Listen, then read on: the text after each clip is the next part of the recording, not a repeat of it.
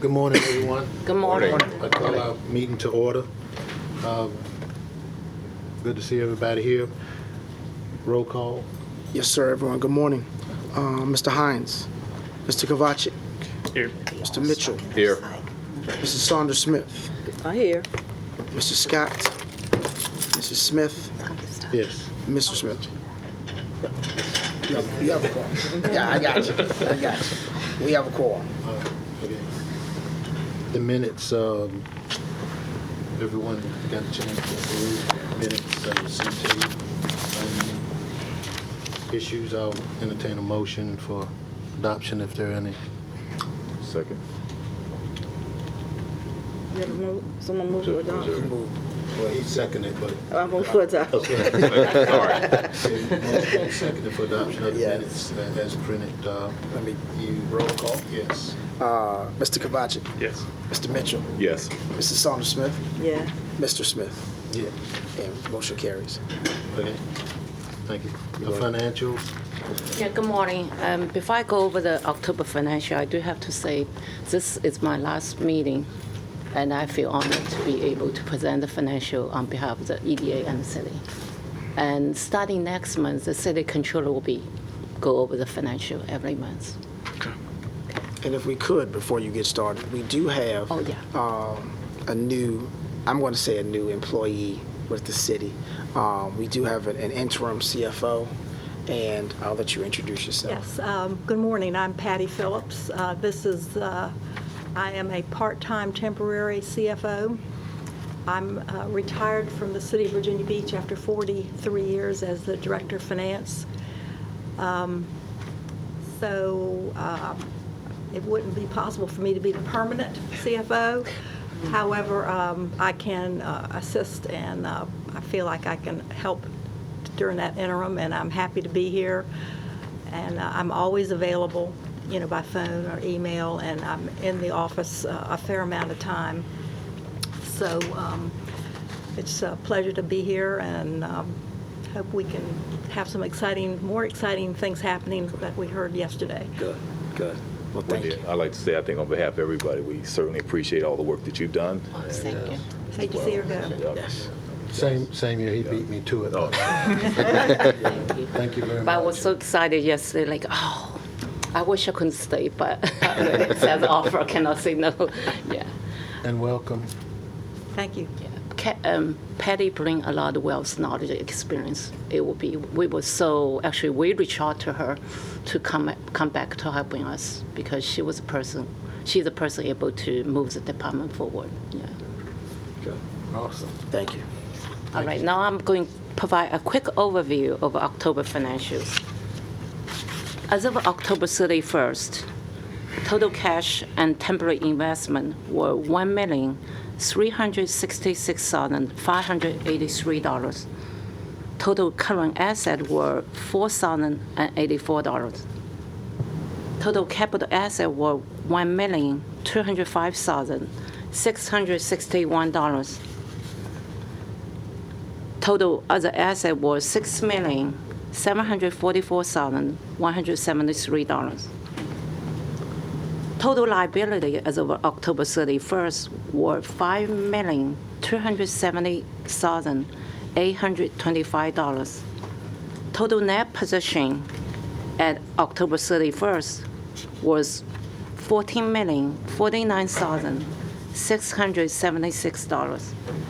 For the income statement for the month of October, the total operating expense were $10,616. Total non-operating expense were $6,403 or $2 for a total decrease in net position in the amount of $17,018. I'm going to skip Schedule A and B. Let's look at the Schedule C, which is local incentive grant summary. I apologize, it's kind of too small. I wasn't sure able to see it. The total budget for the FY20 for the local incentive grant is $300,000 plus the carry forward from 2018. That amount had not been used from FY 2018, 21,470. And amount from FY 2019, $28,454. Less amount paid in FY 20, $3,603, and less amount remain to be paid, $168,930. The total amount available to be awarded for remaining FY 20 is $177,391. I'm happy to answer any question you may have.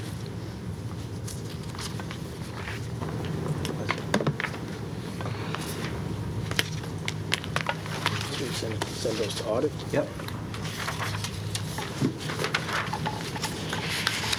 This information subject to audit. Old business, I don't have any old none. business. New business, 3303 airline, are we starting with that one? Yes, sir. Yes. Good morning. Good morning. You do have two local incentive program applications before you for consideration this morning. Before we jump into the details, I did want to provide you with an update on where we are with respect to the LIP program for 2020. You did, of course, allocate $300,000 as of July 1 to the program. We've currently, year-to-date, awarded 13 grants. That's not including the two that are before you for consideration this morning. And we have a current balance of $175,000 approximately available in the program to provide assistance to Portsmouth businesses. The two applications before you this morning are for Brazilian Best Granite Incorporated. This is a granite countertop and stone company which is located, headquartered in Richmond, and they are planning for a new Hampton Roads headquartered location here in Portsmouth. They are proposing both a facade improvement grant application and an interior build-out grant application. We've been working with them over the last year as they've been considering locations throughout Hampton Roads, and they've decided on a Portsmouth location where they're currently looking to do a build-to-suit headquarters for Hampton Roads and the market. They purchased the property at 3303 Airline Boulevard, Suites 2A through D in September for $1.5 million. You will see on the overhead, this is the former Zoots dry cleaning location that was based here in Portsmouth that closed a few years ago, and they will be occupying the entire 30,000 square foot building upon completion. They're proposing a total of approximately $260,000 in improvements to the facility to support their operations.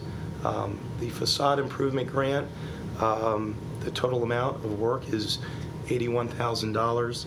They're requesting a $25,000 FIG grant to provide 31% match of the total cost in terms of assistance for the exterior modifications at the property. That will include the extension of a loading dock area, installation of new overhead doors, new main entrance, modifying some exterior storage, installation of a canopy, exterior gating and fencing, and exterior lighting as well. These are some other photographs of the exterior of the property. You can see the loading dock area where they're going to be making some modifications to have that extended about 3 feet. They are also proposing complete interior build-out at the property. That work will total $179,000. They are requesting $25,000 in IBOG grant assistance, which would equate to 14% of the total interior build-out cost. That work will involve reconfiguring the interior space to provide for a new showroom and offices. They actually, in addition to their granite countertops. We'll be providing a European cabinetry line, which is new to the market and will be showcased here in the showroom and sales office. They will be providing new HVAC systems throughout the facility, new restroom configurations. And then for the warehouse space, they will be reconfiguring that and building that out so that it is compatible with their granite operation. They will be constructing and cutting countertops and manufacturing stonework there in the facility. In addition to the work that they are going to be performing under both grants, there will be a substantial amount of equipment, machinery, and tools, approximately $1 million worth of equipment, robotics involved with their operations, including a very sophisticated water management recycling system where they use water jets to cut the stone materials. They will be recycling that, and there's a large amount of work that will go into recycling and processing that for reuse. They expect to be open within 90 days of approval, and we anticipate they'll employ 20-plus individuals upon completion. I can answer any questions if you have any. Who are their contractors that are going to do all that work in 90 days? They are working actually with Associated Contracting Services. Again, this is a kind of a unique situation. It's a build-to-suit. So the owner has an affiliate, General Contracting Corporation. So they have acquired the property, and they have negotiated and will be contracting with Associated Contracting to perform the work in order to get them up and running in a very short period of time. They want to be operational as of the first quarter of 2020. Did you get any sense that the 20 additional employees they're going to hire, is there a market for that, or is there a training that will be required for that position? What's their sense of what the workforce will look like? Sure. So immediately they'll have some employees coming down from their Richmond location to get the facility up and running. But then as they hire, they will be training individuals here locally in terms of the operations of the equipment and robotics that are involved with the production of the granite materials. So they will be training folks here in the Portsmouth location. They will have individuals in the front office as well for the showroom and sales office. But for the production floor, at least half of those employees will be on the production floor. And a follow-up to that, and I'm not putting any pressure on the build on that, and it has nothing to do with whether we approve it, because I think it's a good idea. Can we provide some data moving forward to be able to say when we do this stuff and they do say they're going to hire additional staff or bring in Portsmouth folks, can we at least go back a year from now and say that they do have, Portsmouth residents? Not that, we can't, there's some things we can't do legally, but at least we can track it to see if there was some intent to try to hire Portsmouth staff, and whether there were qualified Portsmouth staff that were hired. We can get that data probably without even asking them, from BEC or some other places, just to know, when we're making these investments, are these folks hiring Portsmouth? And if not, what can we do to build up our workforce to make sure that our people get the opportunities to work in those good paying jobs? If I could share, you certainly can do that. Keep in mind, your program is not based off job creation. I know. So we want to make sure that we are mindful of that line, certainly that you were discussing. I bring that up because you certainly could create a program, which we have discussed before, that is based off the incentive is based off job creation and investment. You just do not have that program as of yet. Certainly still under that program, you could not require that they hire a certain number of individuals from Portsmouth. However, that would also give you another point, if you will, so that the investments that you're making are not just from an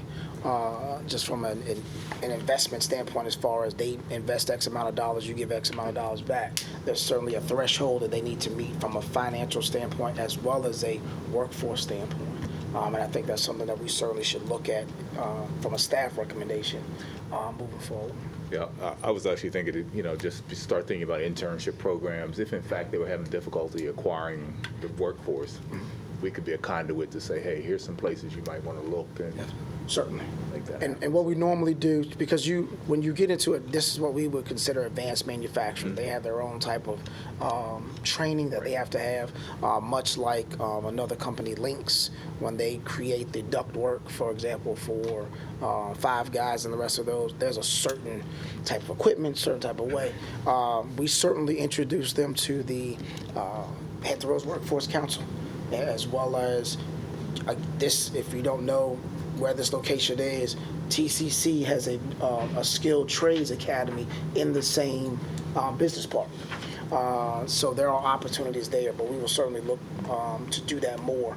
And as we put together other programs, we will make sure that's a part of it.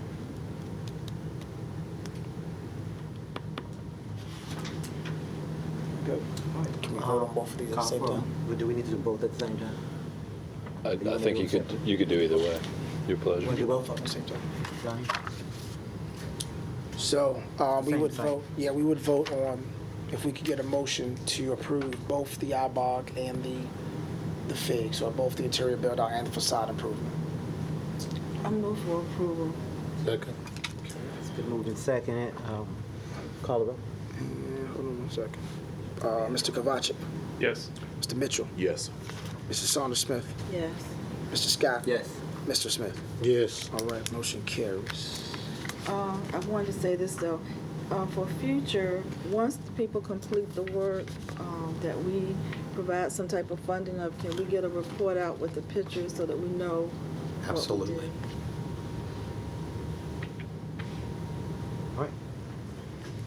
All right. Next item is the December meeting. That meeting is scheduled for December 17th. In discussions with the chair, we'd like to have some flexibility. Right now, we do not have anything set for the December meeting. Certainly, there's the holidays. So we would like the opportunity to have flexibility. If something were to come up, let's have this meeting. However, if not, the ability to cancel or not have the December meeting. You would traditionally not have a November meeting because it would traditionally fall the week of Thanksgiving. This just seems to be a longer month this year. So we are asking as staff that we have some flexibility with the December 17th meeting, and if there is no need to have it from an agenda standpoint, then we move forward to January. What's the consensus of the body? Is that okay? Fine with me.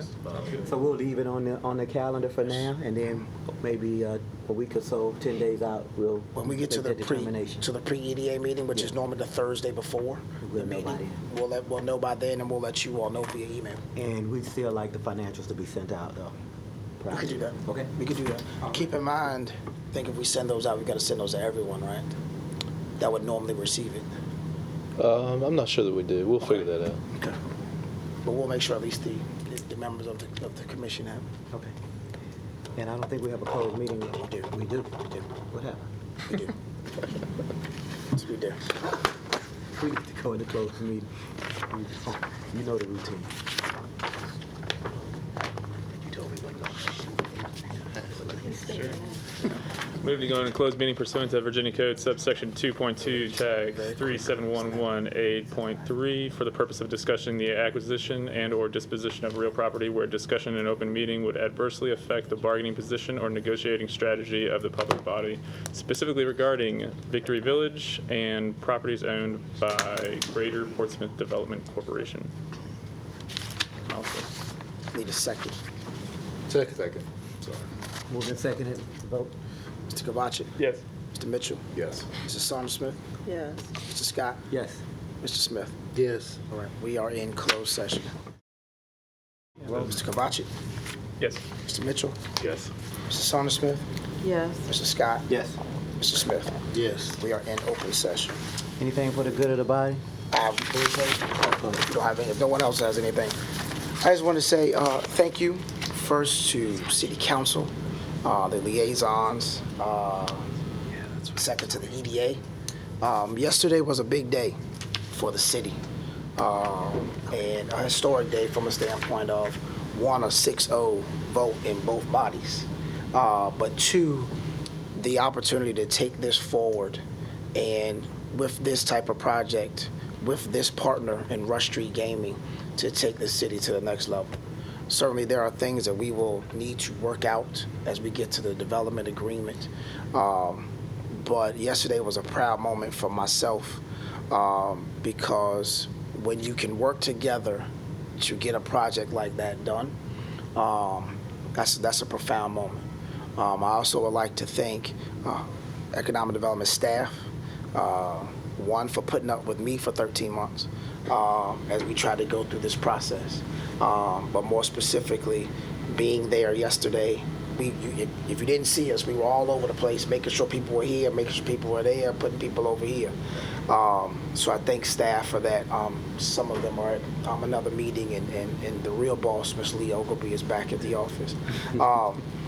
But then finally, I'm going to say thank you to my new half-brother, Jeff Miller.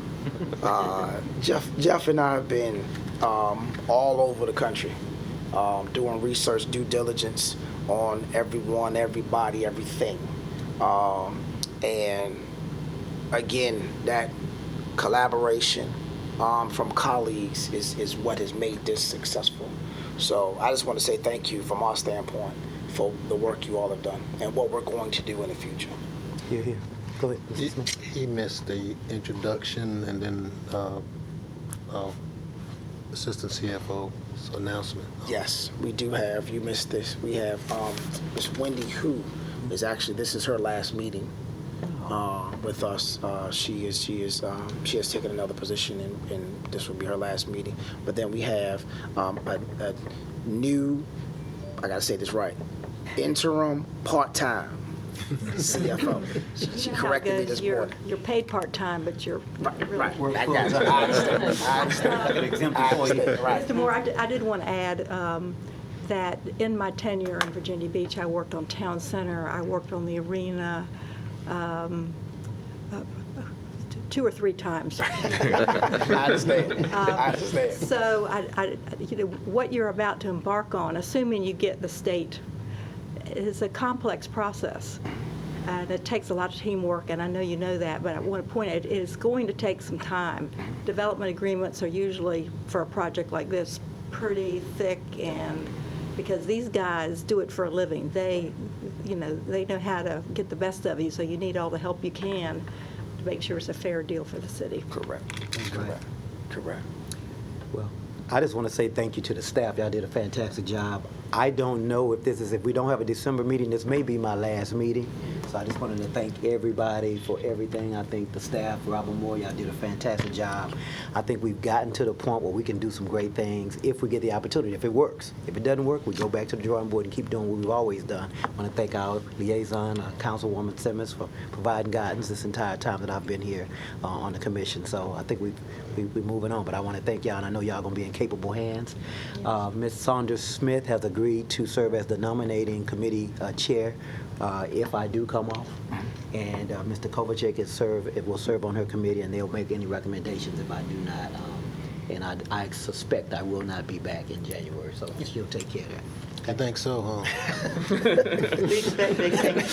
Bring home the bacon. I'm trying to, I did a lot of talking. Let me see if I can deliver on something. Right. That's right.